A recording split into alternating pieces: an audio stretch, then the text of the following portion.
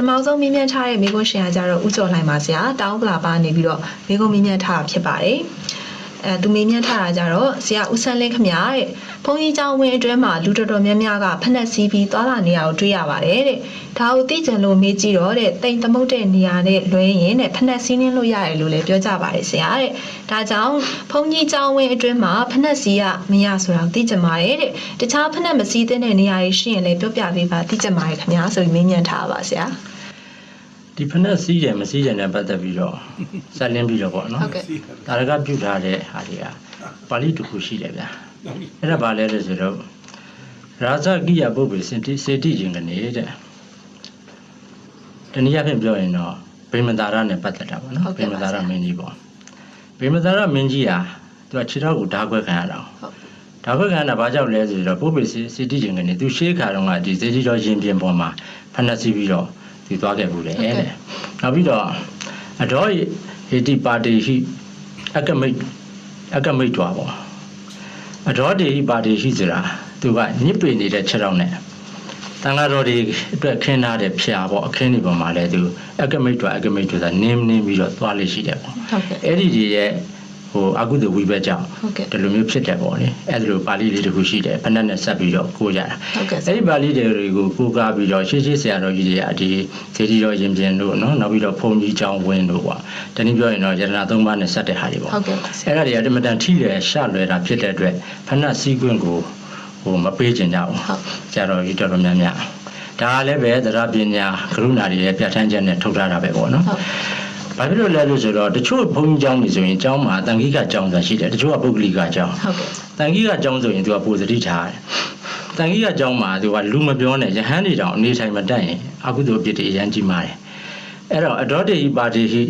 အကမိတ်တွာပရိဘုံစီတုံစဆိုတာကျောင်းကိုရည်စက်ချတဲ့အခါမှာလေအချို့တော့ဆရာဘုန်းကြီးတွေကကြားဘူးလားဟုတ်ဆရာဟိုတန်ခိကရေစက်မချပါနဲ့တန်ခိကဒါနရေစက်မချနဲ့သာသနိကဒါနရေစက်ပဲချပါဘာလို့ဆိုဟိုဦးစင်းနေရထိုင်ရတာလောလက်ရှိတယ်ဟုတ်ကဲ့ဆရာချိုးတော့ပြောသလိုတန်ခိကဒါနဆိုပြီးတော့တန်ခါပိုင်ပေါ့အဲ့လိုချလိုက်ရင်နေရထိုင်ရတာအရန်ကျဉ်ကျပ်သွားတယ်ဥပမာညစ်ပေနေတဲ့လက်တို့ခြေထောက်တို့နဲ့ခြေထောက်ဆိုရင်လည်းနင်းတာပေါ့နော်လက်ဆိုရင်လည်းပဲနန်းရံကိုကင်မိတာတို့တကားကင်မိတာတို့ဆိုရင်အရန်အပြစ်ကြီးတယ်တန်ခိကကြောင်းဆိုရင်ဒါကြောင့်ရေစက်ချတဲ့အခါမှာသာသနိကဒါနနဲ့ပဲချပါလို့အဲ့ဒါလိုမျိုးပြောတာလဲကျွန်တော်ကြားဘူးတယ်ဟုတ်ကဲ့ဆရာနောက်တစ်ခါကျတော့မဖြစ်မနေအလူရှင်ရတယ်တန်ခိကအတန်ခါကိုရည်ညွှန်းကြတယ်နော်တန်ခိကနဲ့ချမယ်ဆိုရင်ခုနကပါဠိကိုထည့်ပြီးတော့လူပုဂ္ဂိုလ်တွေဘက်ကပါနော်အတော်တေဟိပါတေဟိအကမိတ်တွာပရိပုံစည်းတုံရညစ်ပင်နေသောခြေထောက်တို့နဲ့နော်အတော်တေဟိဆိုတာအကမိတ်တွာဆိုနင်းရပရိပုံစည်းတုံစသုံးဆောင်ကြပါအဲ့လိုမျိုးညစ်ပေတဲ့ခြေထောက်နဲ့သုံးဆောင်နေဆိုရင်လည်းပဲဒီပြတော်တို့ကအပြည့်ရလို့မမြင်ပါဘူးဖေ။အဲ့လိုပါရှော့စေးလုပ်ပြီးတော့ပေါ့အဲ့လိုချကြတယ်။အဲ့တော့ဘာလဲဆိုတော့ထူးတက်လေလေးစားမှုပေါ့နော်။နောက်ပြီးတော့ဒါကရုဏာပြဋ္ဌာန်းတာပေါ့အဲ့ဒီဘက်မှာဒါအပိုင်းတစ်ပိုင်းပေါ့။နောက်တစ်ခါမန္တလေးမစိုးရင်တိုက်ဆရာတော်ဘုရားကြီးမိတာလည်းတစ်ခုရှိတယ်။ဒါလည်းမှတ်သားဖို့ကောင်းတာပေါ့။ဆရာတော်ကြီးကဗာမိလဲလို့ဆိုတော့ကျောင်းဝင်းထဲကိုဖက်နှက်စည်းခွင့်ရှိတယ်အပြစ်မရှိဘူးလို့ယူဆတာလည်းရှိတယ်တဲ့ဟုတ်ကဲ့ဖက်နှက်စည်းခွင့်မရှိဘူးအပြစ်ရှိတယ်လို့ယူဆတာလည်းရှိတယ်တဲ့ဒါပေမဲ့အပြစ်မရှိဘူးလို့ယူဆတဲ့ဘက်ကမှန်သွားရင်တော့ကောင်းတာပေါ့ကွာတဲ့အပြစ်ရှိတဲ့ဘက်ကမှန်သွားရင်တော့အဲ့ဒီလိုမသက်သာဘူးလားမှတ်တယ်ဟုတ်ငါတို့ကတော့ကိုလည်းဘာကောင်မှမဟုတ်ပဲနဲ့ဟိုစာဖတ်ဒီစာဖတ်ပြီးတော့ဆုံးဖြတ်မပေးနိုင်ဘူးတဲ့ဒါတကယ်မစိုးရင်ဆရာတော်ကြီးဆိုတာနော်သူ့ကိုနှိမ့်ချပြီးပြောတာဒီလိုပုဂ္ဂိုလ်ကတော့မှဒီလိုပြောတာနော်ဟိုစာဖတ်ဒီစာဖတ်နဲ့ကိုနိုင်ရလည်းဘာမှမဟုတ်ပဲနဲ့စီးခွင့်မပေးနိုင်ဘူးတဲ့တို့မန္တလေးတိုက်ကလူတကာတွေဆိုရင်ပေါ့နော်ကျောင်းဝင်းထဲကိုမပြောနဲ့တဲ့ကျောင်းဝင်းအပြင်ရောက်တဲ့ဟိုကထိဖက်နဲ့တွေချုပ်ပြီးတော့ဝင်ကြတယ်ဟုတ်ကဲ့နောက်သူပြောတာတခုရှိတယ်ဆရာတော်တိုက်ပွဲတစ်ခုမှာစစ်ဘုကအမိတ်ပေးတယ်တက်လို့အမိတ်ပေးတယ်တပ်သားတွေကတက်သွားတယ်ဟုတ်ရန်သူကတကယ်ပြစ်ချလိုက်တဲ့အခါအမိတ်ပေးတဲ့လူကိုထိမှလားအဲ့ဒီတက်သွားကြတဲ့လူတွေကိုထိမှလားတဲ့ဆိုလိုတာကကျောင်းဝင်းမှာဘုန်းကြီးစီးခွင့်ပေးလို့စီးကြတယ်ဟောအမိတ်ပေးတာတော့ဘုန်းကြီးပဲစီးကြတာလူတွေဟောတကယ်တမ်းထိကြတော့ဘယ်သူတွေထိမလဲလို့ဒါကတော့မှတ်သားစရာပေါ့နော်ချင်းချင်းမှတ်သားစရာနောက်ဒီဆရာတော်ဘုရားကြီးကိုပဲဟိုနော်မန်ကျောင်းဦးဆရာကြီးဥပန်းကြီးဆိုတာပြင့်ဖိတ်ပြီးဆုံးကျွေးတယ်ဟုတ်ဆုံးကျွေးတဲ့အခါမှာကျွေးပြီးတဲ့အခါမှာစကားဆမြည်ပြီးတော့မေးတယ်ရှင်ဘုရားတဲ့ဒါကတော့ဘုရားကျောင်းဝင်းနဲ့ဆိုင်တာပေါ့ဘုရားဝင်းဒီဘုရားစေတီကျောင်းကံဝင်းထဲမှာဖက်နှက်မစီးရဘူးလို့ဘယ်သူအမိန့်ထုတ်တာလဲဆရာတော်ကဖြေတယ်ကုသိုလ်စိတ်ကအမိန့်ထုတ်တာ တပည့်တော်ထင်တာကတော့တဲ့ဘုရားဝင်းခတ်ထားတဲ့ခေါဘကတွေကအမိထုတ်တာထင်တယ်တဲ့မဟုတ်ပါဘူးကွာတဲ့ကုသစိတ်ကအမိထုတ်တာ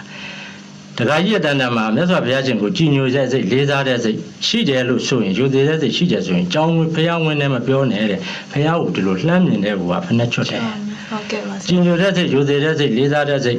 မရှိတဲ့ပုဂ္ဂိုလ်ကတော့ကြောင်းဘုရားဝင်းတဲ့တယ်မဟုတ်ဘူးဘုရားပလင်တဲ့တွေကိုဖနှက်စီးရတယ်ကွာနိုင်ငံသားတွေစီးတာပဲလေနှက်စီးရတာပေါ့အဲ့လိုလေးပြန်ပြီးတော့မိတ်တယ်ဒါလည်းပဲမှတ်သားကြရအောင်နော်အဲ့တော့ဒီနေရာမှာဖဏစီးရနဲ့မစီးရနဲ့ပတ်သက်လို့ခုနတန်ကြီးကအကြောင်းနဲ့ပြန်တွေ့ရင်လည်းပဲတန်ကြီးကအကြောင်းပေါ်မှာလူပုဂ္ဂိုလ်တွေတက်ရင်ယဟန်တော်မှာအပြစ်ဖြစ်တော့လူဆိုရင်ပူဖြစ်တာပေါ့အဲ့တော့ညစ်ပင်နေတဲ့ခြေထောက်နဲ့တက်မယ်ဆိုရင်တချို့ကဖဏစီးခွင့်ပေးတာဒီခြေထောက်မပေးအောင်လို့အကြောင်းပြတာရှိတယ်ဟိုပါပေါ့နော်ဖဏနဲ့ဆိုတော့မပေးဘူးပေါ့ခြေထောက်ပြောင်းနေဆိုရင်ဖုန်နေတဲ့တွေနင်းသွားတယ်ဟိုကတက်သွားတော့အပြစ်ဖြစ်မှာကြောင့်လို့ပြောတယ်အဲ့တော့ခုနကယူသိမှုပဲအပိုင်းမှာဆိုရင်တော့ချွတ်သွားတာကတော့ကောင်းတယ်ပေါ့သို့တော်လည်းဒီနေရာမှာကျွန်တော်ကဖြည့်ကျင်တာကအကယ်၍ချွတ်သွားတယ်ချွတ်သွားပြီးတော့ဟိုသွားတဲ့ခါမှာကျောင်းမော်ကိုတက်တဲ့ခါမှာဟိုတုန်းကတော့ဘုရားရှင်လက်ထက်ကယဉ်ကျေးမှုရတော့ခြေစေးအိုးရှိတယ်ဘုရားရှင်ကိုယ်တိုင်လည်းဆေးတယ်စေတီဝန်ကျောင်းဝင်တဲ့ဒီမှာဒီယဉ်ကျေးမှုကမရှိတော့ခြေတုပ်ခုံလောက်ထိုးပေးတာခြေတုပ်ခုံကလည်းနင်းမများတက်ပါများတော့လေဒါဒီတန်ရှင်းမှုလိုတာပေါ့နော်ကျွန်တော်မြင်နေရတော့ဒီဘက်မှာခြေတုပ်ခုံကို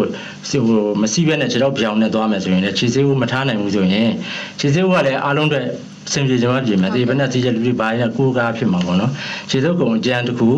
အလတ်တစ်ခုအချောတစ်ခုပေါ့အပေါ်မှာတန်းတဲ့စင်လေးဖြစ်သွားရင်တော့ပိုကောင်းတယ်လို့တော့ထင်တာပေါ့နော်အဲ့တော့ခုနကပြောတဲ့စီးတဲ့ပုဂ္ဂိုလ်တွေမှာကြတော့လည်းပဲမိမိမှာမယုံမသိမလေးမစားတဲ့စိတ်မဖြစ်ဖို့တော့လိုတယ်မစီးတာကတော့